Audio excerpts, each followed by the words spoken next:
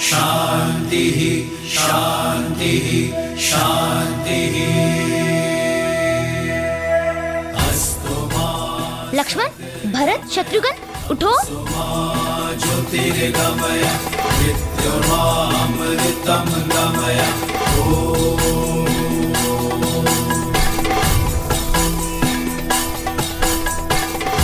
शांति अंतरिक्ष शांति पृथ्वी शांति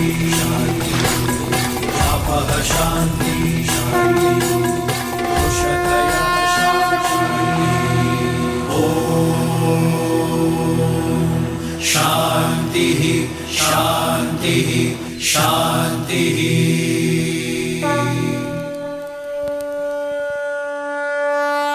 वक्रतुंड महाकाय सूर्यकोटि समप्रभ निर्विघ्नं कुरु मे देव सर्वकार्येषु सर्वदा।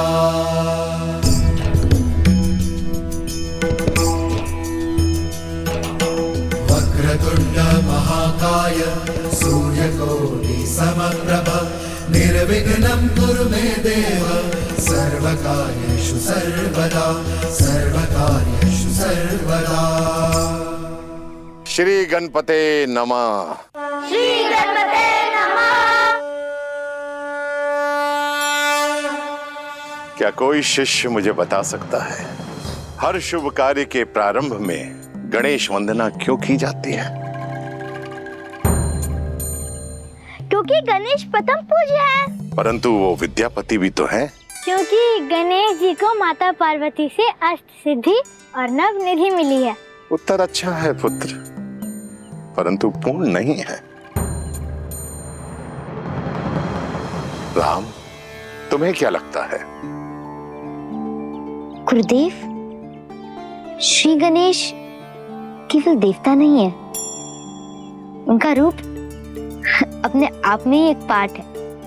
कैसे विद्या अर्जित की जाए और सहेजी जाए। उनके बड़े बड़े कान प्रतीक है कि गुरु की कही छोटी से छोटी बात भी ध्यान से कान लगाकर सुननी चाहिए। इनकी लंबी नाक जिज्ञासा और उत्सुकता को दिखलाती है और इनके शुक्र नेत्र छोटी से छोटी वस्तु को सूक्ष्मता से देखने की सीख देती है। जब हम किसी वस्तु को ध्यान से देखते हैं तो हमारी आंखें भी सिकुड़ जाती है ना? हाँ भैया। और इनका बड़ा सिर बुद्धि और ज्ञान के भंडार को दर्शाता है और इनके सूंड के नीचे छुपा मुख यह सिखाता है कि एक शिष्य को बोलने से अधिक ग्रहण करने पे बल देना चाहिए। जिसके अंग अंग में विद्या पाने की सीख हो वो विद्यापति तो होंगे ही ना। अद्भुत अद्भुत राम, इतना सुंदर वर्णन गणेश जी का कोई कर ही नहीं सकता। शिष्यों, आप लोग अपना अपना स्थान ग्रहण कीजिए। अब आप सभी मेरे साथ साथ ऋग्वेद का ये श्लोक दोहराओ। ओम अग्निमीले प्रोहितम यज्ञस्य देव मृत्युजम होतारम रत्न धातुमम।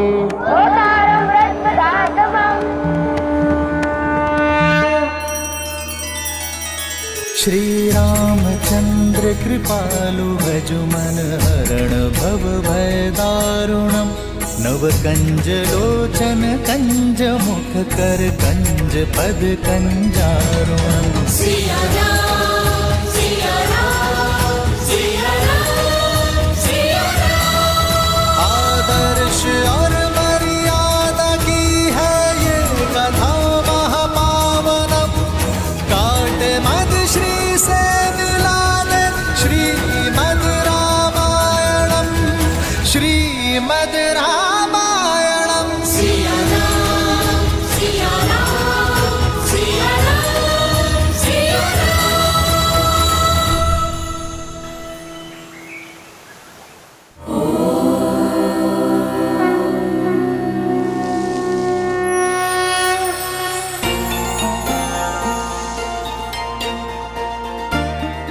कर रही हो माता? स्वास्तिक बना रही हूँ सीता। इसे क्यों बनाते हैं?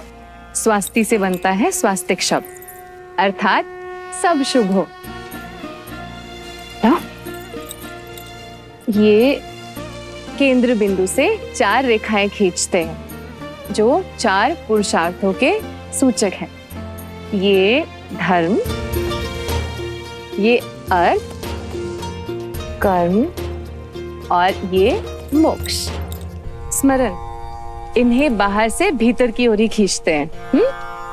अब दक्षिण से वाम की ओर ये 4 मुक्तियों की कामनाओं की रेखाएं खींचते हैं। ये है सालोक्य, अर्थात भगवान के लोक में रहना। ये है सामीप्य, अर्थात भगवान के समीप रहना। ये है सारूप्य, अर्थात भगवान के रूप में एकाग्र हो जाना। और ये है सायुज्य, अर्थात भगवान से जुड़ना। और इन चारों रेखाओं के अंत में ये अंतकरण की रेखाएं बनाते हैं, जो है मन, बुद्धि, अहंकार और चेतना। ये इन चारों का प्रतीक है और फिर भक्ति के 4 गुणों को बिंदुओं के रूप में दर्शाते हैं। ये है श्रद्धा, विश्वास, प्रेम और समर्पण। और बन गया स्वास्तिक। कुछ समझी पुत्री? समझ गई माता। संसार की शुभ ऊर्जा को धर्म, अर्थ, कर्म और मोक्ष के चक्र के लिए अपने भीतर सहेजा जाए। 4 प्रकार की मुक्तियां यानी मन, वचन, कर्म से ईश्वर को स्वयं में एकाकार करके श्रद्धा, विश्वास, समर्पण और प्रेम से हर कार्य किया जाए तो केवल कार्य ही नहीं, जीवन भी शुभ हो जाता है। यही स्वस्तिक का अर्थ है। अद्भुत मेरी पुत्री। मैं तो वही बताती रही जो मैं जानती थी, पर तुमने तो इसका वास्तविक अर्थ ही पहचान लिया।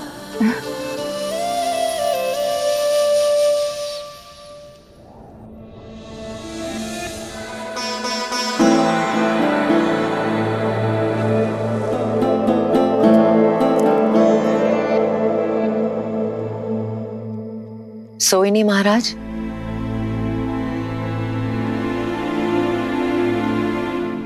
मुझसे मेरे नेत्र दूर हो गए क्या कहीं?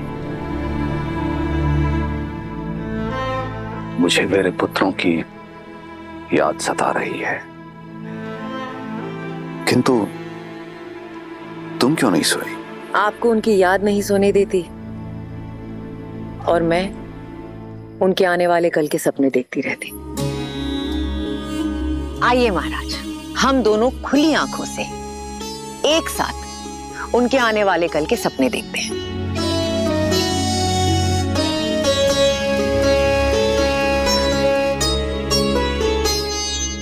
मुझे तो हर पल राम की चिंता है।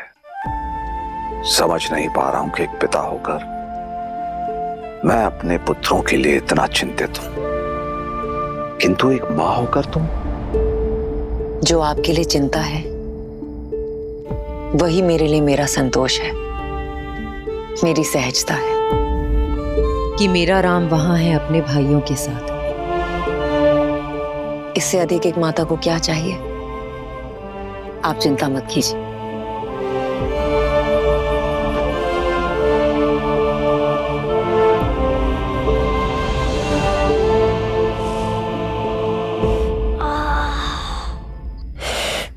कितने थक गए ना लक्ष्मण भैया आज। व्यायाम, शस्त्र शिक्षा, बस इतने से में थक गए शत्रुघ्न? हाँ, बहुत पीड़ा हो रही है भैया। पीड़ा और आनंद शरीर से नहीं, मन से जुड़ी होती है शत्रुघ्न। मन को पीड़ा से परे कर लो, पीड़ा होनी बंद हो जाती है।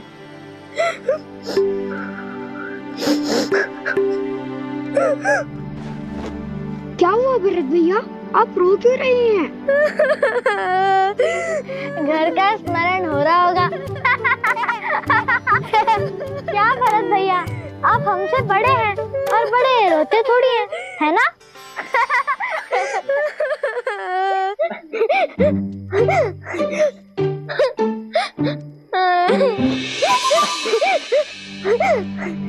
क्या हुआ राम भैया? मुझे भी घर का स्मरण हो रहा है। मुझे पिताश्री के पास जाना है। मुझे गाय के माँ के हाथ का भोजन खाना है। तुम्हें और शत्रुघ्न को घर का स्मरण नहीं हो रहा क्या?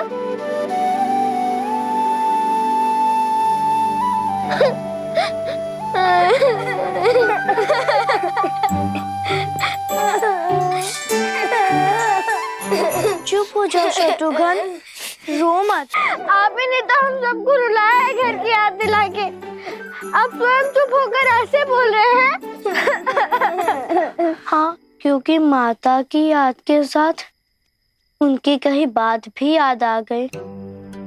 उन्होंने कहा था कि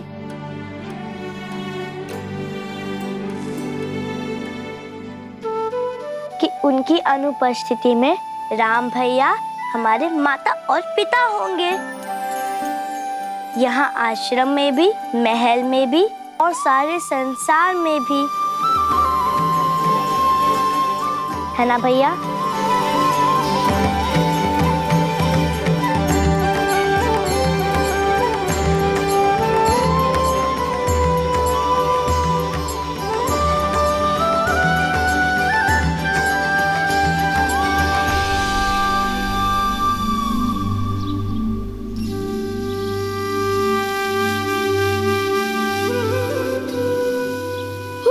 कितनी ठंड है भैया।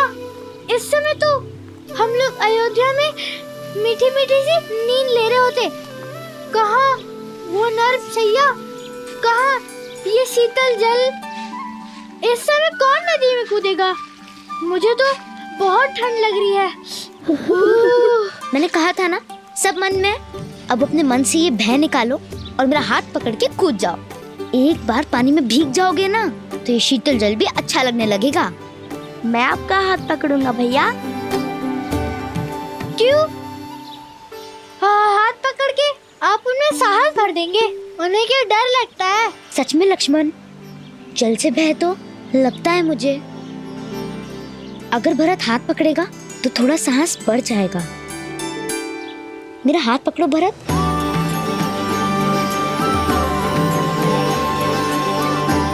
और मैं भरत भैया का। भैया, ढोंग कर रहे हो ना? कल भी आप रोने का अभिनय कर रहे थे ताकि भरत भैया को बुरा ना लगे। यदि मैं अभिनय कर रहा था तो तुम क्यों रोए? मुझे बुरा ना लगे इसीलिए? रोना बुरी बात नहीं होती है लक्ष्मण। मनुष्य रोते ही तो हैं। मैं आपसे बात नहीं करूंगा। स्नान तो करोगे ना?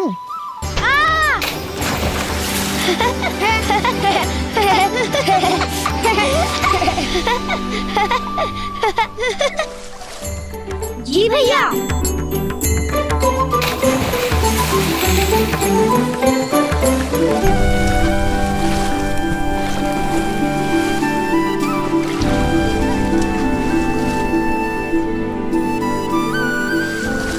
लक्ष्मण, मुझे आपसे बात नहीं करनी। आप सदा भरत भैया का पक्ष लेते हैं। उनके पास शत्रुघ्न है पर उन्हें आप भी चाहिए। उनके पास कैकेयी माँ है पर उन्हें कौशल्या माँ भी चाहिए। किंतु मुझे केवल आप चाहिए। क्या आपको मेरा स्नेह नहीं दिखाई देता? नहीं, तुम मेरी आंख जैसे हो लक्ष्मण, जिससे हम सब देखते हैं पर वही हमें दिखाई नहीं देती। बस एक आभास होता है कि हमारे साथ सदा है।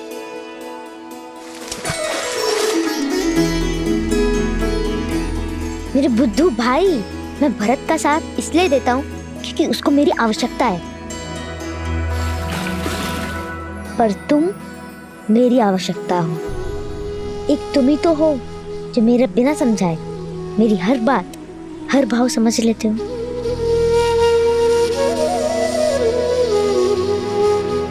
फिर भी मुझसे अधिक प्रेम आप भरत भैया को ही करते हैं।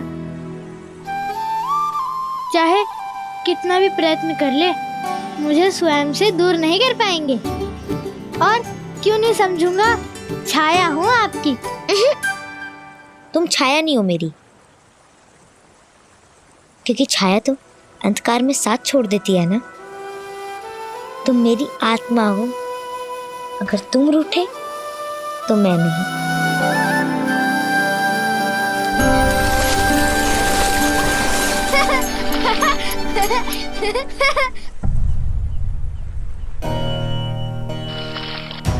राम भैया, राम भैया, राम भैया, राम भैया, राम भैया, राम भैया।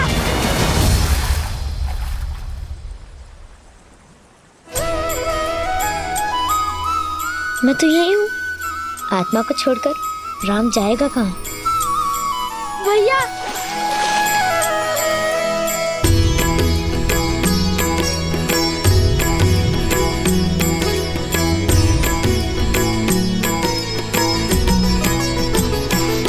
ओ नर नारायण सरिस सुभ्राता, जगपालक विशेषी जन त्राता।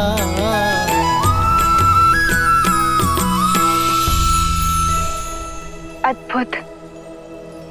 यदि संसार में सभी भाई ऐसे हो जाएं, तो ये संसार प्रेम के अमृत से भर जाए ना।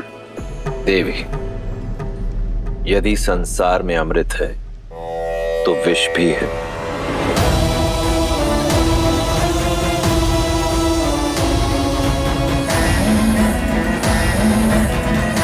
प्रकाश है तो अंधकार भी।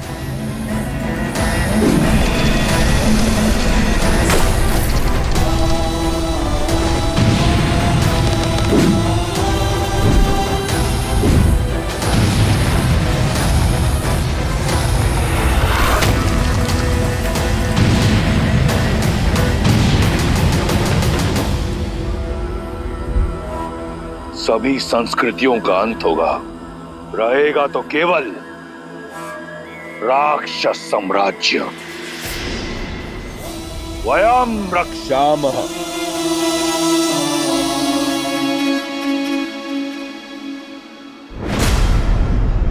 कुंभकर्ण,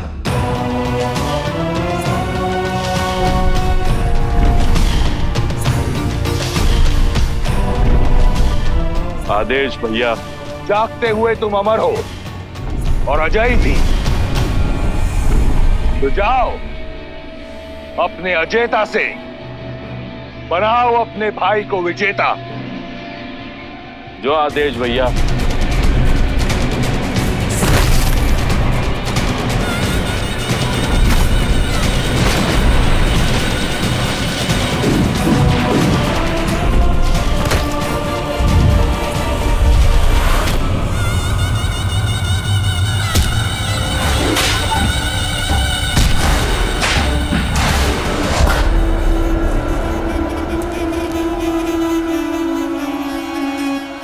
बचा, मारो। कैसा लग रहा है ऋषिवर? बचा।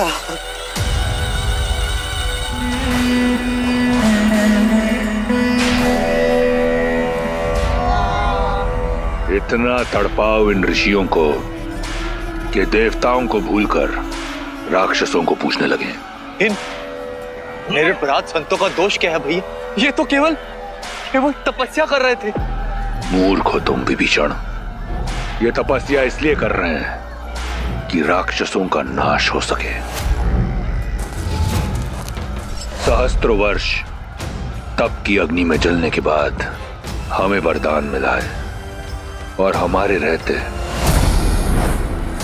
किसी और को ये वरदान नहीं मिल सकता। लो, मारो।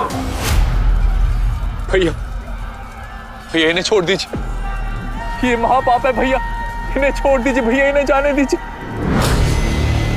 आज तक पाप की परिभाषा देवताओं ने दी है, आज से पुण्य की परिभाषा राक्षस लिखेंगे।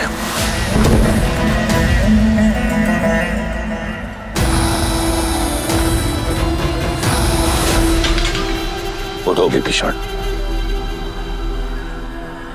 मैं जानता हूं कि तुम मुझसे बहुत प्रेम करते हो और मैं भी तुम्हें एक भाई की तरह नहीं, एक पुत्र की तरह चाहता हूं। इसलिए तुम्हें यहां लेकर आया हूं ताकि तुम देख सको, समझ सको कि राक्षस संस्कृति है क्या, और कुछ ऐसा करो कि रावण को भी विभीषण पर गौरव हो।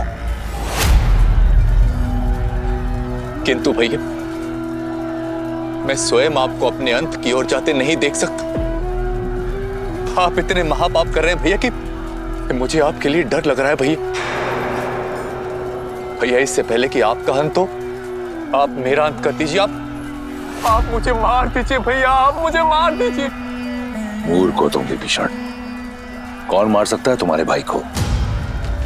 न देवता, न असुर, न राक्षस, न यक्ष, न गंधर्व, न किन्नर, न पशु, न पक्षी, न नाग, न कीट, न भूत, न पिशाच, न विताल, नर।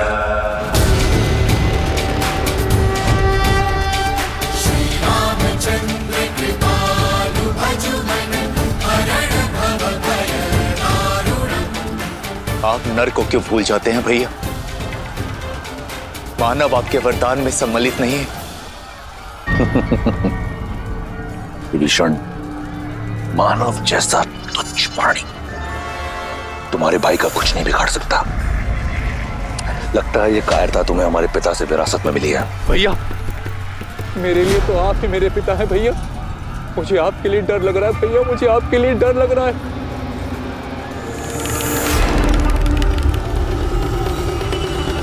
तुम्हें मेरे लिए डरने की आवश्यकता नहीं। कुछ नहीं होगा तुम्हारे भाई को, और तुम्हारे इस डर को काटने का मार्ग ढूंढ लिया है मैंने।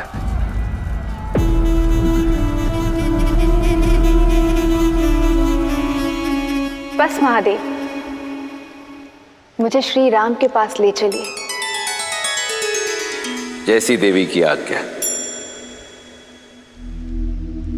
नर रूप में नारायण गुरु वशिष्ठ के आश्रम में भविष्य में आने वाली चुनौतियों का सामना करने के लिए प्रशिक्षित हो रहे थे।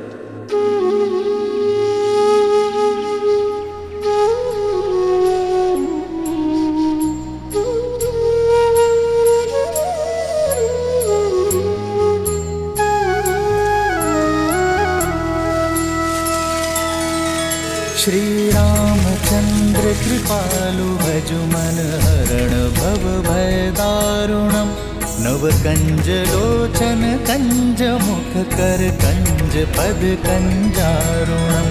भगवान के अवतार था केवल नहीं गुणगान है, कैसे नारायण बने नर इसका पावन ज्ञान है। सिया राम सिया राम सिया राम सिया राम।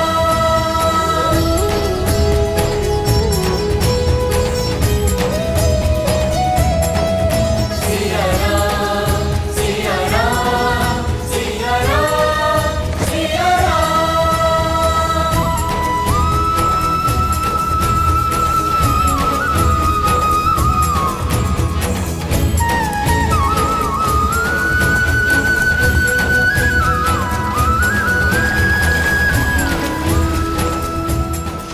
कितने सुंदर पुष्प है, तोड़ लेता हूँ। नहीं बनो, बिना बात के किसी चीज को तोड़ना नहीं चाहिए, ठीक है?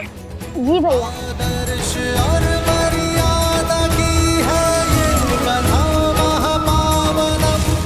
काट मद श्री से मिला ले श्रीमद् रामायणम श्रीमद् रामायणम श्रीमद् रामायणम। सिया राम सिया राम सिया राम सिया राम सिया राम सिया राम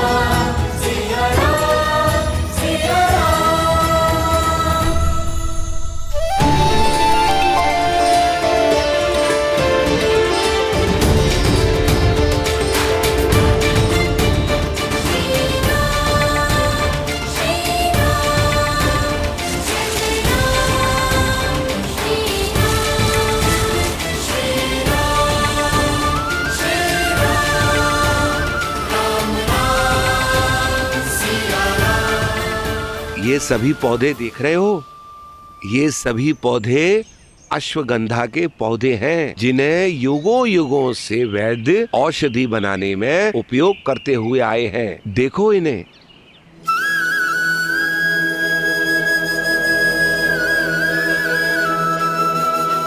आइए मैं आपको और औषधि के पौधे दिखाता हूँ। आइए।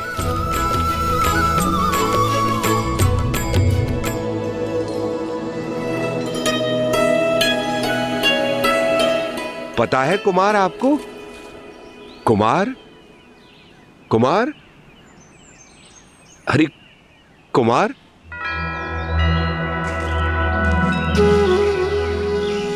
इनमें भी जीवन है आचार्य। यह अपनी मार्ग चली जाए, फिर हम चलते हैं।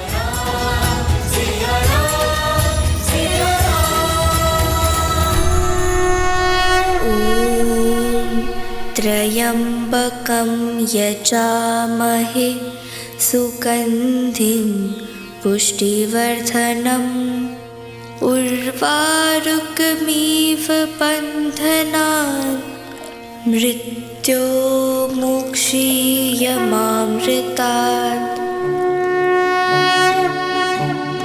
नमः शिवाय, नमः शिवाय, नमः शिवाय, नमः शिवाय। नागेन्द्रहाराय त्रिलोचनाय भस्मान्तरागाय महेश्वराय नित्याय शुद्धाय दिगम्बराय तस्मै नकाराय नमः शिवाय।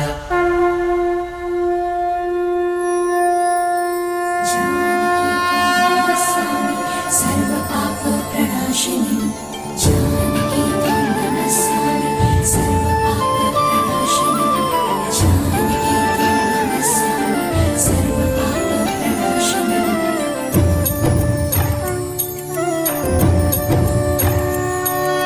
जनक दुलारी राम प्रिय, राम काज हित जन लिए, मृद मुस्कान अधरों पे भरे, चली जानकी सृष्टि चले, वेद शास्त्र शस्त्रों की ज्ञाता, जगतहीन को सीता माता। वेद शास्त्र शस्त्रों की ज्ञाता, जगतहीन को सीता माता, राम वीर के प्राण। राम सिया राम सिया राम, जय जय राम, राम सिया राम सिया राम, राम सिया राम सिया राम, जय जय राम, राम सिया राम सिया राम, राम सिया राम सिया राम, जय जय राम, राम सिया राम सिया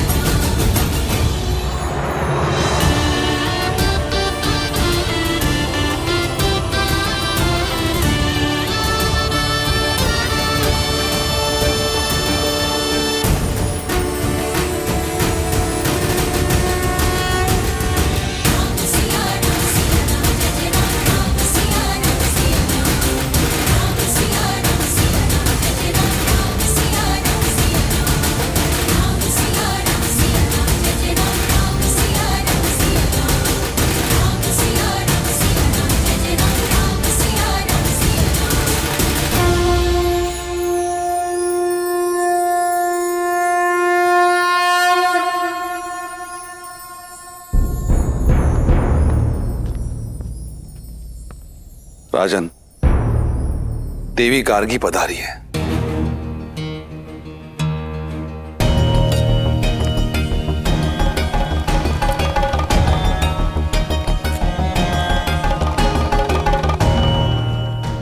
देवी गार्गी? वो तो केवल तब आती हैं जब शास्त्रार्थ करना हो।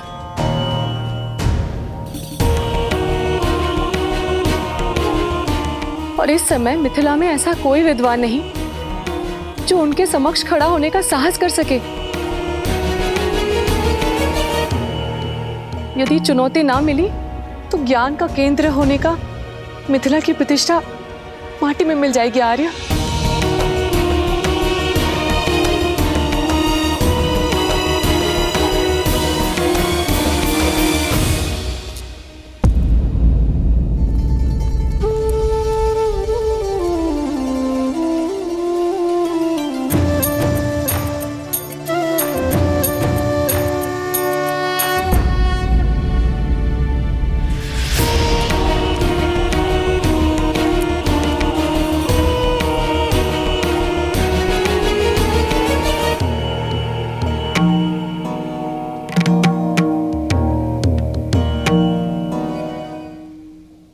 याज्ञवल्क्य जैसे ज्ञानी को भी शास्त्रार्थ में पराजित कर देने वाली विदुषी गार्गी को जनक का प्रणाम। मैं यहाँ प्रणाम पाने नहीं आई हूँ राजर्षि जनक, मैं शास्त्रार्थ करने आई हूँ।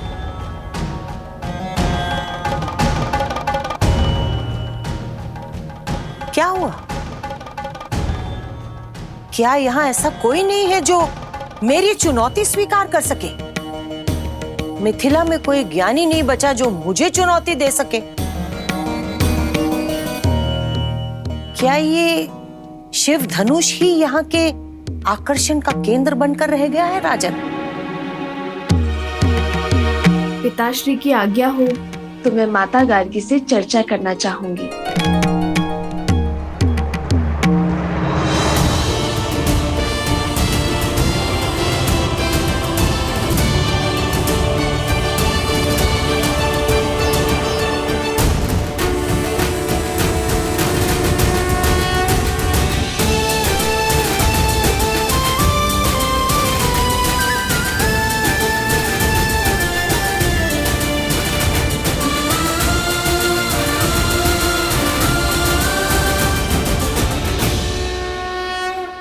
ये वही बालिका है ना जिसने बचपन में खेल खेल में ही शिव धनुष उठा लिया था?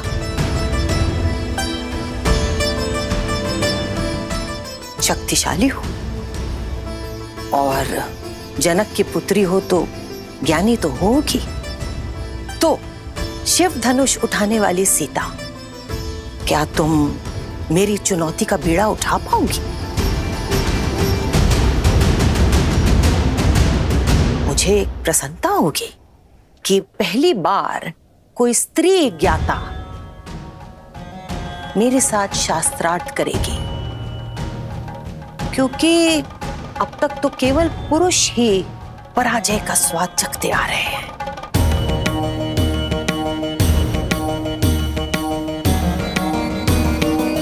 पराजय विजय तो युद्ध क्षेत्र में होती है ना माता,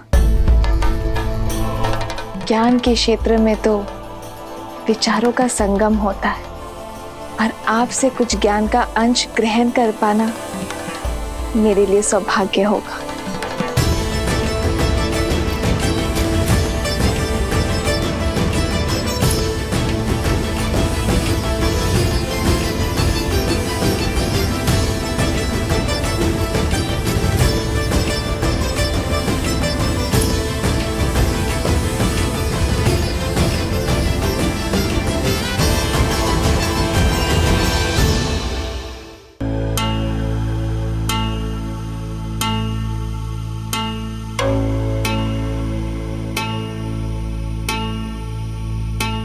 ये पुष्पहार पहन लो सीता। एक ज्ञानी का ये लक्षण होता है कि वो शांत होता है, धीरज धरता है। इस शास्त्रार्थ में जो भी हारने लगेगा उसका धीरज छूटने लगेगा और वो क्रोधित हो जाएगा। क्रोध में शरीर का तापमान बढ़ जाता है और बढ़े हुए तापमान से फूल मुरझाने लग जाते हैं। जिसके भी गले में स्थित ये कमल हार मुरझाने लगेगा वो पराजित माना जाएगा।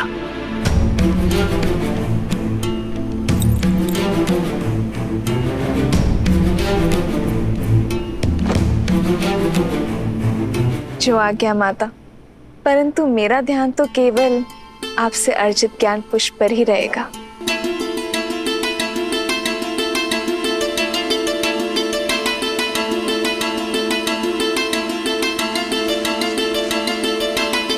तो प्रारंभ करें सीता?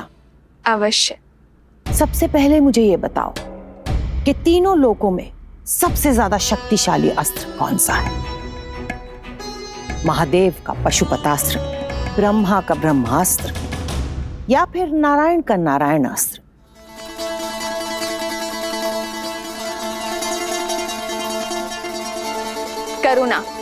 करुणास्त्र से बड़ा कोई अस्त्र नहीं है माता। करुणा का अस्त्र, ये कौन सा अस्त्र होता है सीता? हम अस्त्र क्यों बनाते हैं माता? सब पर विजय पाने के लिए ना। पर जिसके पास करुणा हो, सबकी पीड़ा समझने का भाव हो, वो इस संसार में सबको अपना बना सकता है, और जिसके सब अपने हो उसे किसी भी अस्त्र की क्या आवश्यकता है माता?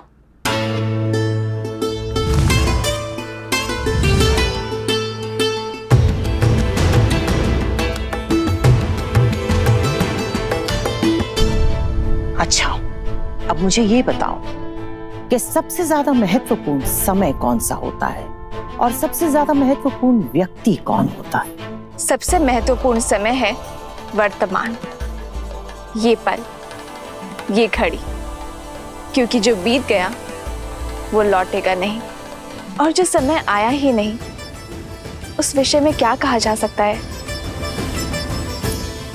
और सबसे महत्वपूर्ण व्यक्ति वो है जिसके साथ हम अभी इस समय हैं, जैसे आपके लिए मैं और मेरे लिए आप, माता गार्गी। अद्भुत।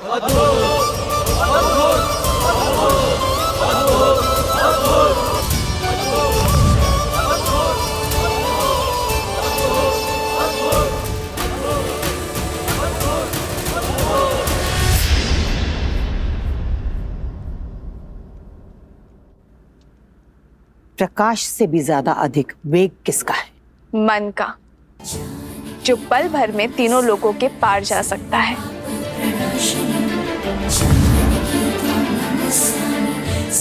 सबसे ज्यादा पवित्र क्या है? अग्नि, जिसका भोग लगाती है उसे पवित्र कर देती है। सबसे ज्यादा शुभ क्या है? शुभ शब्द, शुभ कर्म। सबसे उत्तम प्रार्थना, जो दूसरों के लिए की जाए। सबसे बड़ा मित्र कौन है? विवेक, जो सदा शुभ मार्ग पर ले जाता है। सबसे बड़ा शत्रु? अहंकार। सबसे ज्यादा सुंदर आभूषण कौन सा है? विनम्रता। सबसे बड़ा पराक्रम? त्याग। सबसे बड़ी विजय? स्वयं पर।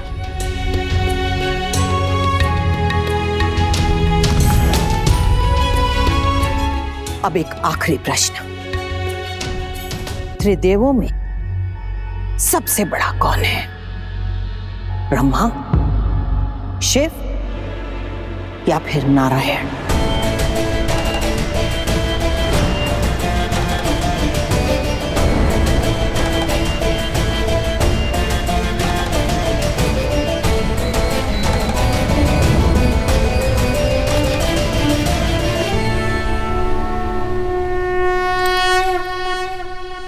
नर।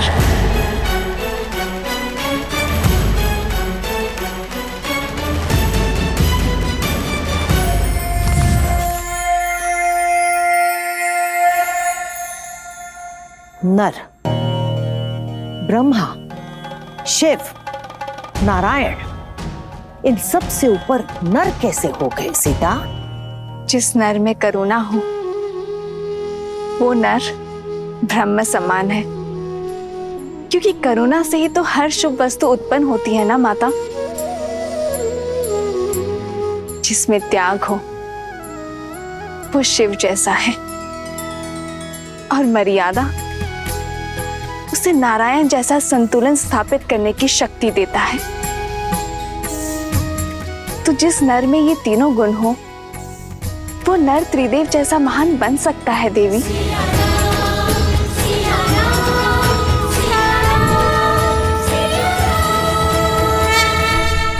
अद्भुत बुद्धि की धनी है जनक पुत्री सीता।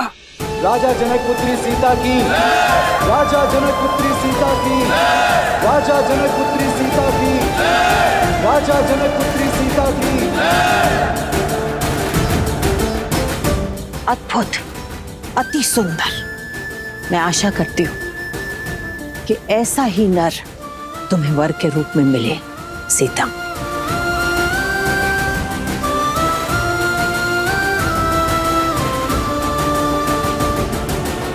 मैं यहाँ शास्त्रार्थ करने के लिए तो आती रही हूँ राजा जनक, पर इस बार शास्त्रों का और जीवन का जो ये नया रूप मुझे सीता ने समझाया है, मैं इससे बहुत प्रभावित हुई हूं।